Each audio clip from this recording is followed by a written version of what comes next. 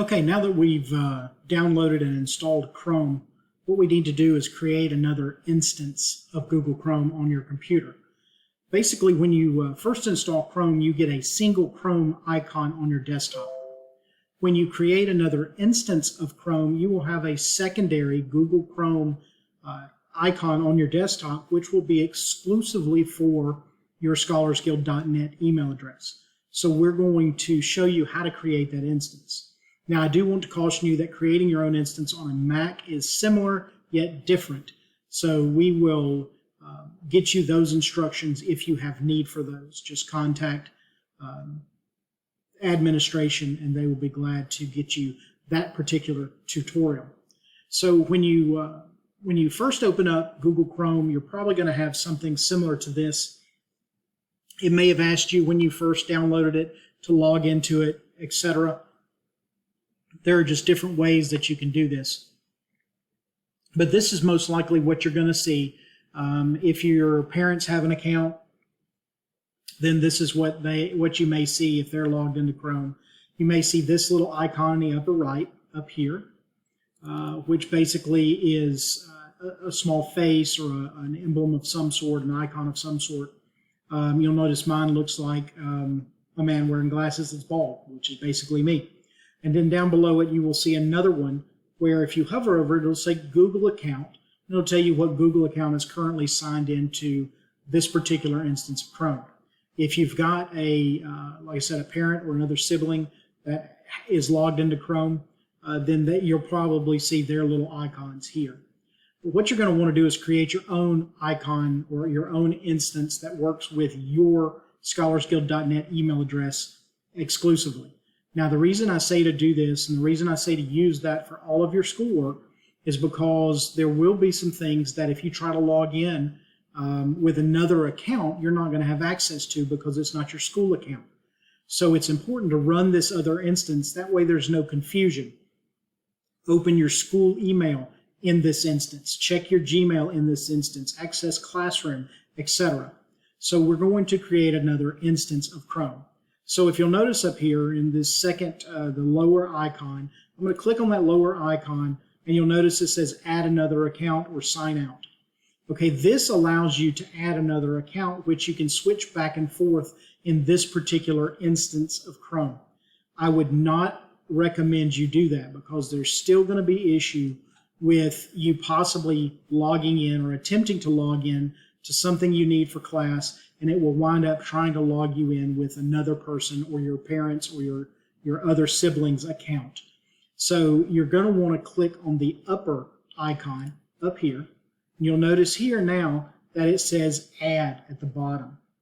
Okay, you're going to want to click that add button and that'll pull up this small add person dialog.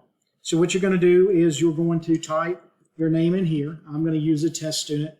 You can pick an icon. It doesn't matter. That's going to change when you sync it with your scholarsguild.net email. And you're going to want to make sure that this box right here is checked. Create a desktop shortcut for this user. Once you're sure that's checked, once you've selected an icon, got your name in there, click Add. And you'll notice that this will immediately open another instance of Chrome.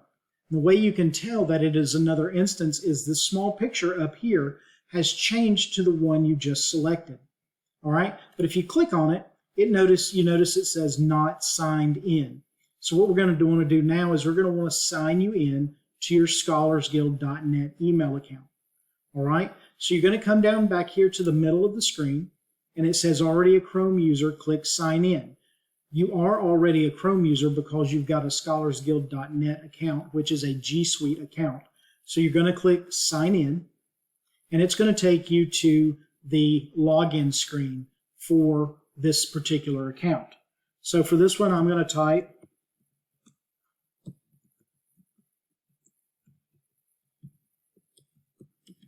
the email address.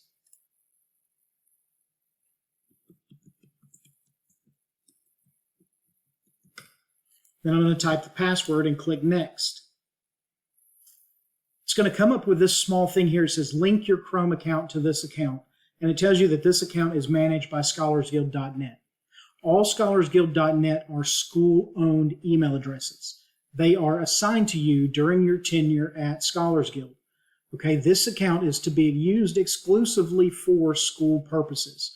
This is where you're going to receive school email. This is where you're going to receive assignments. This is where you're going to log into Google Classroom, etc. You're going to use this account for all of that. Now, on a domain-wide scholarsguild.net area, we do occasionally do updates that need to be pushed out to all of the scholarsguild.net accounts. So you need to make sure you click link data. That way, when we make an update on the server end, on the administrative side, it is automatically pushed out to this instance of Chrome when you start it up. So you're going to click link data. And then here where it says turn on sync, you're going to want to click yes, I'm in. Okay, what that will do is that will sync. So anytime you log into Google Chrome, it's going to basically pull your bookmarks down and everything so that you don't have to find those again or to re-download those and bookmark them. It's going to be associated with your scholarsguild.net email address. So if you'll look up here now, you'll notice this top icon has changed to, this is the logo for the CS test student I just created.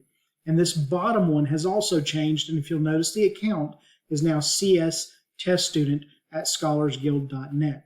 All right. So this particular instance of Chrome is going to be the one that I'm going to want to be in when I'm doing school.